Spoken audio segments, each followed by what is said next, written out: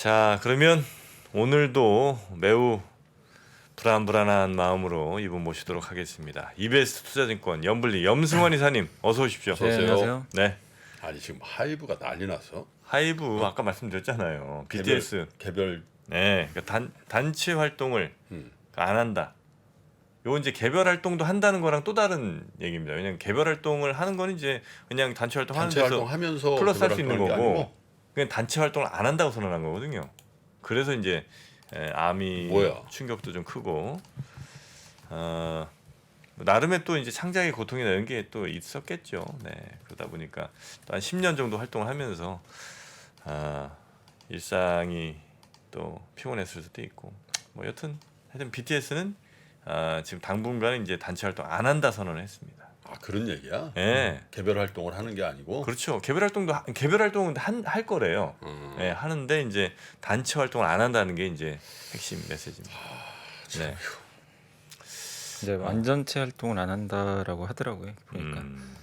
그래서 아마 주가가 제가 봤을 땐 좀 미리 좀 알고 빠진 거 아닌가. 왜냐하면 JYP나 SM에 비해서 너무 약하더라고요. 하이브가? 유독 혼자 그냥 계속 빠졌어요. 아, 그래요. 네, 물론 이제 군입대 불확실성도 있긴 했는데 결국엔 좀 악재가 나온 것 같고 오늘 하나금융투자의 이기훈 연구원님이 안 그래도 그 보고서를 썼어요 아침에. 네. 그래서 목표 주가를 36만 원으로 좀 크게 지금 낮춰버렸어요. 얼마입니까 현재? 19만 3천 19만 원. 원. 19만 3천 원? 근데 얼마로 낮췄다고요? 36만 원으로. 이게 43만 원이었거든요 목표 주가. 제가 알기로는. 누구예요? 하나금융투자의 이기훈 연구원. 아, 그렇습니까? 네, 그래서 오늘 목표 주가를 낮췄는데 뭐 사실 목표 주가 낮춘 게 문제가 아니라 이제 이 활동을 또 이렇게 단체 활동을 안 하게 되면 사실 BTS 진짜 매출이 엔터주의 치명적인 약점이 이런 거잖아. 그지? 치명적인 약점. 네. 예측 불가니까. 네. 그러니까 이제 근데 우리가 하이브는 그래도 그 예측 불가성을 많이 줄인다고 무슨 뭐 플랫폼 만들어 갖고 뭐 한다 이제 이런 얘기를 네, 했었었는데 있었죠. 군대 근데 가도 이제 상관없다. 그런데 이제 그거와 그런 노력에 반한 게 또 있지. 왜냐면 팀이 없으니까. SM이다, JYP다 이런 거는 뭐 포트폴리오가 돼 있는데 이 포트폴리오가 거의 안 돼 있습니다. 네, 하이브는 너무 이제 BTS가 절대적이라 절대적이니까. 충격을 좀 받을 수밖에 없는 것 같습니다. 자, 그러면 이제 국제적인 뉴스가 되겠네요, 이건. 예. 국제적인 뉴스 네. 그죠? 장이 이제 시작이 네, 됐고요. 됐고요. 현재 이제 지수는 뭐 마이너스 2.96 포인트 정도 약보합에 출발했습니다. 그래서 0.12% 네. 하락 출발했고 코스닥은 마이너스 0.62 포인트. 그래서 그냥 보합 정도의 시작을 한 것 같고요. 현재 삼성전자가 뭐 아직까지는 좋지가 않습니다. 오늘도 좀 하락하면서 61,400원까지 지금 계속 흘러내리는 그런 모습이고 SK하이닉스 삼성전자요? 네, 지금 61,400원까지 떨어져 버렸습니다. 그리고 SK하이닉스도 0.4% 지금 추가 하락이 나왔고 네이버 카카오도 좋지가 않습니다. 그래서 시총 상위 기업들은 이제 거의 대부분 좀 밀리고 있고 오늘 일단 특징주는 오리온이고요. 어제 공시통해서 5월달 실적 발표를 했거든요. 그런데 실적이 굉장히 좀 잘 나왔습니다. 영업이익 합산으로 그러니까 이제 뭐 한국, 중국 다 합쳐서 한 그 50% 90%였나요? 아무튼 이제 수치가 굉장히 좀 잘 나왔어요. 오리온이 그 제과예요? 네, 오리온. 아, 뭐 초코파이랑 초코파이. 꼬북치. 한국에선 정, 중국에선 인. 예. 아니 중국에서는 인이에요? 아, 인자 어질 인자 쓰잖아. 아, 그래요? 정은 저거래 남녀간의 상렬지사. 중국 사람한테는. 중국에 정 이렇게 하면은 우리는 우리 둘 간의 정도 되고 부모와의 정도 되고 다 되는데 중국에서 정하면 그건 이제 네. 그래요. 그래서 남녀간의. 인으로 바꿨어요. 인으로 한다면 잘 네. 빠졌다는 거야. 네, 아무튼 이제 중국이 참 안 좋잖아요. 지금 5월달이 안 좋았는데도 중국 매출과 이게 크게 늘어났고 지금 여기 나와 있는데 5월 그 매출액이 26%, 영업이익은 90% 증가하는 늘었어요? 수치가 늘었다고 합니다. 그러니까 이게 이제 아니 좀 공급망 아니 저기 그 폐쇄되면서 다 사재기를 했나? 그런 것도 같고 일단 우리는 라면 사는데 저희는 근데 뭐 이미 이게 사버렸나? 중국만 그런 게 아니에요. 뭐 러시아, 베트남까지 음. 다 이익이 좀 증가해가지고 좀 굉장히 좋은. 그래서 오늘 좀 주가가 센 것 같아요. 플러스 4.6% 네네네. 급등하고 있고 화물연대 파업이 이제 종료가 됐잖아요. 그래서 오늘 현대글로비스, 현대차도 좀 네, 오르네요. 현대차, CJ 대한통운 이런 기업들의 음. 주가가 오늘 한 2% 이상씩 네네. 예, 강세를 좀 보여주고 있는 것 같습니다. 간만에 현대차 3% 가까이 오르네요. 예, 네. 요것 때문에 좀 많이 빠졌었거든요 최근에. 그리고 오늘 뭐 삼성 SDI, 뭐 현대제철, 철강주도 좀 피해를 받을 거다라는 얘기가 있었는데 오늘 반등을 하고 화물연대? 있습니다. 예. 그래서 오늘은 이제 관련된 기업들이 이제 올라가고 있고 오늘 많이 빠지는 쪽은 이제 하이브가 좀 역시 안 14%. 좋습니다. 예, 14%. 이게 좀 투매가 좀 나오는 것 같고요. 이제 공매도도 아마 좀 나오는 것 같아요. 그래서 마이너스 15% 급락을 했고 KB금융이 마이너스 2%, 하나금융이 마이너스 1%, 신한지주가 마이너스. 금융주가 좀 많이 빠지는데 사실 어제 또 은행주가 많이 올랐어요. 어제는 미국 이제 그 자이언트 스텝 기대감으로 네. 은행주들은 오히려 수혜주죠. 그래서 좀 올랐는데 오늘은 좀 반대로 좀 빠지는 것 같습니다. 그리고 국제유가가 마이너스 2% 빠져서 오늘 S-오일이 마이너스 2% 정도 하락세를 보이고 있고 미국에서는 이제 그 고유가의 이유 중에 하나로 이 정유업체를 지목을 한 것 같더라고요. 그래서 세금 부과하겠다. 그런 얘기가 좀 나온 것 같아요. 엑소모빌 같은 기업들에. 그래서 미국에서 그래서 에너지주들이 많이 빠졌거든요. 그래서 오늘 S-오일 주가가 그런 영향으로 좀 일부 빠지고 있는 것 같습니다. 네. 그리고 신재생 에너지주인 그 두산 퓨어셀이 오늘은 좀 빠지고 있고 마이너스 3.6%. 현대로템이 최근에 이제 방산기대로 올랐는데 오늘은 한 마이너스 2% 정도 하락세를 일단 보여주고 있는 것 같습니다. 반대로 CS 윈드는 오늘 3% 급등하면서 좀 좋은 모습이고 음식료가 오늘 좀 괜찮은 것 같아요. 하이트질러도 플러스 2% 정도 반등을 일단 해주고 있습니다. 그래서 삼성전자나 좀 일부 기업들이 부진하지만 이제 자동차가 오늘은 좀 급등하면서 시장이 조금 버텨주는 그런 모습이고요. 현재 코스피는 마이너스 3포인트 정도 하락세고 상승 종목이 조금 더 많습니다. 390개, 하락이 374개고 코스닥은 플러스 반전했습니다. 플러스 0.65포인트, 상승이 609개, 하락은 686개로 하락이 조금은 더 많은 그런 상황인 것 같고요. 코스닥에서는 지금 현재 이제 급등하는 기업은 이렇게 눈에 띄진 않는데요. 바이오 쪽 좀 상승폭이 좀 약간은 두드러지는 모습이고 하락하는 기업도 크게 빠지는 건 없습니다. 다만 뭐 원익아이패스라든가 그 다음에 SM이 오늘 마이너스 1% 정도 좀 빠지고 있고요. 그리고 컴투스가 마이너스 1%. 하이브가 이런 리스크에 노출이 되면은 다른 엔터주는 어떻습니까? 같은 리스크를 보는 건가요? 아니면 다른 반사이익? 반사이익은 아니고요. 어차피 같은 리스크가 약간, 저기도 혹시 예, 그래서 이런 두려움이 생기겠지? 약간 그런 것 같아요. 근데 뭐 많이 빠지진 않는데 Y젠터가 마이너스 1.5%, SM이 마이너스 1 정도 빠졌거든요. 그러니까 약간은 리스크로 보는 거죠. 그죠? 근데 이제 하이브랑 다른 거는 이제 이 기업들은 워낙 이게 다변화돼 있어가지고 그렇죠. 예. 네. 그래서 좀 상대적으로는 좀 리스크에서는 조금 자유로운 건 같습니다. 그리고 현재 이제 수급 상황은 여전히 외국인들의 매도가 많은 편이고요. 마이너스 800억 정도 외국인들이 순매도인데 그냥 거의 삼성전자를 매도하고 있다고 보시는 게 맞는 것 같아요. 그러니까 800억 중에 지금 거의 대부분의 매도가 전기전자에 집중이 돼 있습니다. 전기전자 지금 매도만 669억이니까 여기만 팔고 있고요. 반대로 외국인들은 자동차를 오늘 좀 사고 있는 것 같아요. 예. 오늘은 뭐 자동차가 예. 제일 이 하락장에 돋보이는. 네, 맞습니다. 워낙 많이 빠졌죠 또 네. 최근에. 그래서 오늘 자동차 쪽으로는 뭐 기관 외국인 동반 매수가 들어오는데 네. 다만 전기전자를 외국인들이 너무 좀 부정적으로 보고 있는 것 같아요. 그래서 이 부분 때문에 코스피가 조금 부진한 상황인 것 같습니다. 네. 그리고 오늘 섹터 쪽으로는 뭐 원숭이 두창 관련주가 다시 급등했는데 그 국제보건기구에서 이거를 뭐 또 전염병으로 지정할 거란 뭐 그런 얘기도 나오더라고요. 확산 속도가 좀 있나 봐요. 최근에. 그래서 그런 뉴스 때문에 오늘 좀 급등세 보이는 것 같고요. 그리고 야, 하이브 20% 됐네요. 네, 하이브가 좀 안 좋고요. 자동차 업종이 좀 강세 보이고 있고 사료주가 어제 급락했다가 오늘 다시 한번 반등하고 있고 시멘트 기업들도 좀 피해주였거든요. 근데 오늘 아. 강세 보이고 있습니다. 네. 그리고 의류업체라든가 물류업체, 오리온 영향으로 지금 이제 음식료 업종 이런 기업들 강하고 뭐 골프 관련주나 또 비철금속 관련주 이런 기업들도 일단은 강세인데 오늘 가장 많이 빠진 섹터는 하이브 때문에 좀 엔터주가 터죠. 가장 안 좋습니다. 그리고 인터넷 대표주 또 삼성전자 주가 좀 빠지면서 반도체 대표주 이런 이 세 개 섹터가 좀 악재가 안 좋은 계속 것 같아요. 됐네요, 그죠? 예. 르세라핌인가 거기도 아, 확폭 관련해서. 얘기 네, 네. 있었잖아요. 네, 야, 20% 넘게 빠지네요. 네. 하이브. 이게 공모가가 얼마죠? 이 가격 옛날에 13만 제가 제 이- 기억으로 대충 이 가격이었던 13만 것 얼마였던 같은데. 것 같은데 제 기억에 아, 네. 이게 올랐다가 좀 빠진 거예요?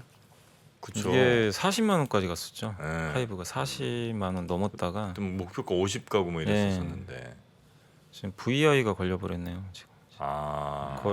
거래가 좀 멈췄습니다. 네네네. 처음이 아마 그러네요. 15만 원대. 15만 원 정도 시작을 했네요. 예. 그래서 처음 좀 살짝 빠졌다가 쭉 올라가고 최고 42만 1,000원까지 찍었다가 예, 지금 다시 원래 자리로 돌아왔습니다. 이게 따상했다가 쭉 빠져버린 거죠? 네, 그죠. 처음에 아, 확 올랐다가 그래서 그때 한번 그랬잖아요. 하이브 이제 주가가 급나가니까 원금 보장 해달라고 주식 이제 처음 하시는 분들이 좀 기억나는 게 환불해 달라고. 환불해달라고. 예. 예. 그런 좀 해프닝도 있었지. 이때 장이 좋을 때인데 그죠? 2020년 10월 예. 예? 그 무렵. 자, 하여튼 참 다이나믹합니다. 예, 주식시장 볼 때마다. 그래도 제가 이렇게 건조하게 차분하게 말씀드릴 수 있는 건 들고 있지 않기 때문이죠. 바로 이게 중요합니다. 내가 들고 있지 않으면 좀 더 냉철해질 수 있어요. 객관적일 수 있습니다. 너무 많이 들고 있는 게 이래서 안 좋습니다. 오늘도 그 누구의 호응도 없이 아, 내가 이제 눈이 이렇게 침침해졌어. 자, 뭐 리포트 좀 살펴볼까요? 네. 네. 뭐 이거 이제 DS 투자증권의 양혜정 연구원님 이제 PBR 1배 미만의 좀 의미라고 이제 보고서가 좀 간단한 게 나왔는데요. 지금 뭐 현재 증시는 내년 경기 침체 가능성을 일단 반영을 하고 있는 것 같다 이렇게 적었고 뭐 미중 무역 분쟁이 한번 발생한 적이 있었잖아요. 그때도 경기가 둔화될 때 고점 대비 26% 빠졌는데 지금도 정확히 26% 빠졌습니다. 코스피가. 그래서 이미 어느 정도 지금 좀 그런 침체는 좀 반영이 됐다고 보고 있고 그렇지만 그때 2019년처럼 사이클이 그렇게까지 꺾일 것 같지는 않은데 지수는 이미 그런 좀 우려감을 선반영해서 지금 코스피 PBR 이제 1년 그 선행이죠. 기준으로 0.9배 정도까지 지금 떨어졌고요. PER도 9배 수준까지 지금 떨어진 그런 상황이라고 합니다. 그러니까 보통 이제 PBR 기준으로 0.9배 가면 거의 침체라고 많이들 좀 보시는 것 같더라고요. 네. 그래서 여기서 보통 언더슈팅도 많이 나온대요. 뭐 더 빠지는 경우도 항상 나오긴 하는데 그 후에 대부분 또 회복된 경우들이 좀 많이 있었기 때문에 그래서 여기서 구조적 위기 때문에 자본훼손 가능성까지 해가지고 주가가 폭락할 가능성은 좀 높진 않다. 그런 의미니까 요 밸류에이션 지표 좀 참고하시면 되겠고 KB증권의 이제 오재영 연구님은 아마 농산물 가격이 3분기에는 좀 하향 안정화되지 않을까 이렇게 좀 전망하는 자료를 좀 내줬는데 5월달에 뭐 에너지만 오른 게 아니라 곡물 가격까지 지금 엄청나게 올랐잖아요. 그래서 지금 소비가 둔화될 거라고 이제 보는 이유가 음식료 가격 좀 이제 앞으로 좀 올라갈 것 같아서 그 부담이 좀 이제 작용을 하는 것 같은데 지금 뭐 계속 뭐 그 인디아라든가 파키스탄에서도 폭염이 계속 있고 미국도 지금 작황이 계속 부진하고 인도 40도래요. 예 아, 지금 엄청나게 지금 40도, 뜨겁다고 40도. 이렇게 되면 기온이. 예 그러니까 그 나라 또 에어컨도 많지도 않은데 네. 근데 거기 전기 사정이 안 좋거든 인도가. 네 맞습니다. 그렇게 되면 이제 뭐 인도도 결국 밀 수출도 이제 줄일 수밖에 없는 상황이고 가뜩이나 이제 공급이 불안한데 농산물 공급이 지금 수급 불균형이 좀 심하기 때문에 굉장히 좀 곡물 가격이 좀 많이 오른 상태인데 다만 장기적으로 이게 상승하진 않을 것 같다. 그렇게 좀 보고 있는 것 같고요. 일부 곡물 제외하고는 재고가 평균 5년치를 좀 크게 하회하고 있대요. 그러니까 특정 몇 개 가지고 이렇게 이끄는 거지.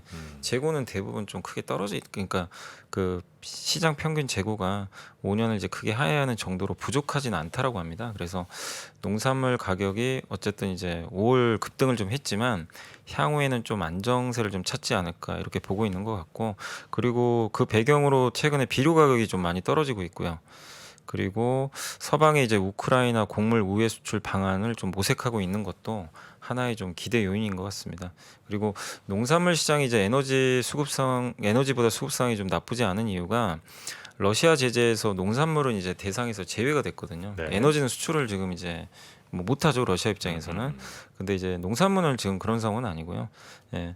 그리고 서방 같은 경우 이제 러시아 곡물의 수출 대부분이 그리고 저소득 국가를 좀 향하고 있기 때문에 이 곡물에 대해서는 어쨌든 강력한 제재를 앞으로도 할 가능성은 좀 높지는 않다고 합니다. 그때 러시아가 크림반도 합병할 때도 러시아 농산물 수출 실적은 견조했다고 하더라고요. 그래서 이런 공급적인 부분에서도 하반기에는 뭐 근데 지금보다 러시아 농산물이 뭐 문제될 게 뭐 있나? 러시아 영토에는 아무 지금 군사적인 행동이 없는데. 근데 문제될 건 없는데 네. 이제 우크라이나는 이것마저 수출 중단하지 않을까. 그러니까 왜냐하면 러시아가? 러시아를 이제 그러니까 제재하잖아요. 유럽이나 미국에서. 근데 아. 에너지는 지금 제재해버렸잖아요. 근데 이제 우려했던 게 이거 이러다 농산물까지 곡물도? 제재해버리면, 예. 근데 그거는 안 하고 있다고 하더라고요. 그래서 그런 부분을 봤을 때 좀 하반기에는 좀 재고도 늘어나면서 좀 안정화되지 않을까 이렇게 보고 있는 것 같습니다. 물론 이것도 뭐 맞을지 안 맞을지는 사실 뭐 누구도 알 수는 없지만 에너지에 비해서는 농산물 수급이 조금 더 나은 상황이고, 또 파종 시기도 지금 이제 다가오는 곡물들도 있고, 특히 이제 중국이 다시 리오프닝 하면서 파종을 다시 하고 있다고 하더라고요. 농산물에 대해서. 그래서 뭐 이상 기후만 아니라면 3분기부터는 좀 안정화될 수 근데 있다라는 이제 그런 내용인 것 같아요. 우리 이제 농산물 예를 들어볼까요? 예를 들면 그 갑자기 배추 파동이 나잖아. 네. 배추값이 금치라는 얘기 막 나오잖아. 네. 그 다음 해는 항상 배추 폭락을 해. 아, 그죠. 그런 거 많았죠. 그게 그렇죠. 네. 희한하더라고. 그거 대부분 알 것 같은데 그러면 올해 비쌌다? 그러면 나는 내년에 빠질 거라 생각해. 나는 그 재배 면적을 안 키워야지 합리적인데 거의 대부분이 그렇게 반복되잖아요. 그게 굉장히 소규모 농업이라 더 그런 측면이 좀 있습니다. 이게 이제 예를 들어 큰 어떤 뭐 회사나 이런 데서 그냥 전체적으로 운영하는 것 같으면 그런 것들 좀 대비할 텐데 다들 이제 규모들이 배추 농사 이런 것도 좀 작게 하시다 보니까 그래서 이제 작년에 이게 혹은 뭐 전에 농사가 좀 뭐 해였다면 다 같이. 그래서 배추라든지 이런 그 야채류 있잖아요. 네. 야채류 가격을 보면은 거의 일정하게 올라갔다 내려갔다 그러거든. 폭내가 폭등을. 그렇게 해요 보면. 그래서 이 국제 농산물 가격도 물론 이제 뭐 우리 정프로 얘기하듯이 규모의 경제지 좀 다른. 근데 지난번에 남재작 박사님 얘기도 미국과 호주 이런 데는 휴경지가 굉장히 많다는 거예요. 그래서 정말 여차직 하면 투입하면 되는데 그게 지금 뭐 때문에 그리고 뭐 예를 들면 코로나 때문에 뭐 사람이 없다든지 뭐 그런 것들과 일시적일 수 있다. 그래서 글쎄요 이제 YOY로 치면 농산물 가격이 더 오르기는 힘들지 않겠냐. 물론 뭐 전반적으로 뭐 기후 재난이 온다든지 뭐 그런 모르겠는데 글쎄 뭐 그런 생각을 좀 해보긴 하는데 우리가 그게 일반적인 인플레이션에 대한 두려움에 공포에 딱 사로잡혀 있으니까 이 추세가 계속 될 거다. 국제 유가 170달러 간다 그러고 뭐 그러니까 근데 국제 원자재 가격도 일부 메탈들은 그 상승해서 다시 하락하는 모습이 나오잖아요. 네, 뭐 전 가격 근처까지 온 그러니까. 친구들도 있고요. 그래서 네. 좀 발라서 봐야 되지 않겠나 그런 생각이 좀 드네요. 자, 그리고 또 어떤 리포트 있습니까? 네, 오늘 안 그래도 이제 화물연대 파업이 종료돼서 아. 그 다올투자증권의 유지용 연구원님이 보고서를 썼고요. 8일간 이어진 파업이 종료가 됐고 이제 물류난이 아마 이제 오늘부터 바로 차질 해소가 예상이 되고 있고, 그 최근에 이제 주가들이 자동차가 좀 많이 빠졌는데 이번 생산 차질로 현대차, 기아가 이제 양사 각 한 5,000대 정도 차질은 좀 불가피할 것 같다라고 좀 적어줬고요. 근데 이제 주가는 이제 그거보다 좀 더 많이 빠진 거죠. 아, 그러니까. 예. 근데 뭐 그것 때문만 빠진 건 아니고 전반적으로 빠지는 국면에 빠지는 겹친 거. 거죠. 네, 사실. 맞습니다. 네? 이틀 동안 7% 이상 빠졌거든요. 시장 현대차가. 급락과 그래요? 겹친 것 같아요. 5%, 5.15%, 2% 빠지고 오늘 3.5% 네. 안 아이고야. 되니까. 근데 시장 하락분까지는 뭐 같이 반영해야 네, 같이 되겠죠. 반영한 것 같습니다.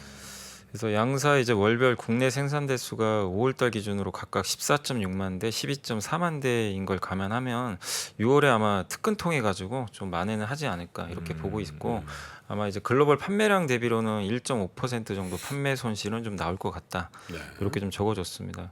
그 2분기 글로벌 총 도매 판매량이 어쨌든 이제 직전 분기 대비해서 현대차가 6.9%, 기아가 5.8% 정도 그래도 증가할 걸로 지금 기대를 하고 있고요. 파업 영향과 별개로 좀 그래도 희소식은 2분기부터 이제 글로벌 각 사업장에서 반도체 공급 부족 해소 현상이 지금 나타나기 시작을 했다고 하더라고요. 그래서 이 부분도 긍정적이고 평균 이제 딜러들한테 제공하는 그 인센티브 비용도 직전 분기 대비해서 30%나 감소를 했다고 합니다. 네. 그래서 실적에 대해서는 여전히 좀 유증연구원은 긍정적으로 좀 보고 있는 것 같습니다. 그리고 철강 쪽도 뭐 이제 보고서가 나오긴 했는데 대신증권의 이제 이태한 연구원님이 여기에 이제 뭐 철강 기업들도 지금 이제 생산량이 좀 줄지 않을까 해서 최근에 좀 주가가 흔들렸었거든요. 근데 포스코홀딩스를 제외하면은 아직까지 가동 중단 이슈는 좀 없었던 것 같고요. 원료 조달 같은 경우도 주요 원재료가 해상 통해서 운송이 되기 때문에 큰 영향은 없다고 합니다. 그리고 미리 확보한 또 원재료도 어느 정도 있었기 때문에 실제로는 이제 철강 업종들한테는 큰 영향 없었던 것 같아요. 네. 근데 이제 어쨌든 이게 파업이 또 해결이 됐기 때문에 크게 우려할 상황은 아니고, 근데 다만 이제 걱정되는 거는 철강 가격이 좀 떨어지고 있어요. 최근에 네네. 5월달부터 국내도 떨어지고, 철강제. 네, 철강 가격 자체가 뭐 네. 열연, 뭐 철근 이런 것도 후판까지 다 떨어지고 있는 게 아마 수요 우려 때문인 것 같아요. 그런 거는 뭐 자동차나 조선 이런 전방 산업이 좋겠네. 네, 전방산업이 오히려 좋을 수도 있죠. 그래서 그런 것들이 이제 가미돼서 철강주들이 좀 부진했던 것 같은데, 다만 이제 앞으로 중국이 이제 인프라 투자를 확대할 가능성이 좀 높기 때문에, 그리고 주가도 상당히 좀 저밸류 상태니까 예, 철강 업종에 대해서는 이제 하반기 쪽은 좀 긍정적으로 이분께서는 좀 보고 있는 것 같습니다. 네. 자, 리포트까지 살펴봤고 시장 다시 한번 보면 지금 코스닥 약간 하락폭이 좀 커진 건가요? 네, 좀 하락폭이 더 코스피가 커지고 있습니다. 0.5% 넘게. 하이브 영향도 꽤 크겠네요. 지수의 네. 영향. 아. 22%나 빠져, 23% 빠져버리면 네. 대형주잖아요. 네. 하이브도 예. 코스닥도 지금 0.6% 이상 빠지고 있습니다. 최준영 박사의 위즈덤 칼리지 강의 개별 판매가 시작됩니다. 정말 많은 분들이 요청해 주셨고요. 저희가 고민 끝에 결정하게 됐습니다. 역사의 지혜 12시간의 강의, 그리고 4시간의 Q&A 세션, 총 16시간 분량으로 27만 9천 원에 수강하실 수 있습니다. 최준영 박사님의 개별 강의를 기다리셨던 분들은 지금 바로 아래 링크를 클릭한 후에 신청하시면 되겠습니다. 문의사항은 010-3898-2324 문자로 혹은 전화로 주시면 되겠습니다.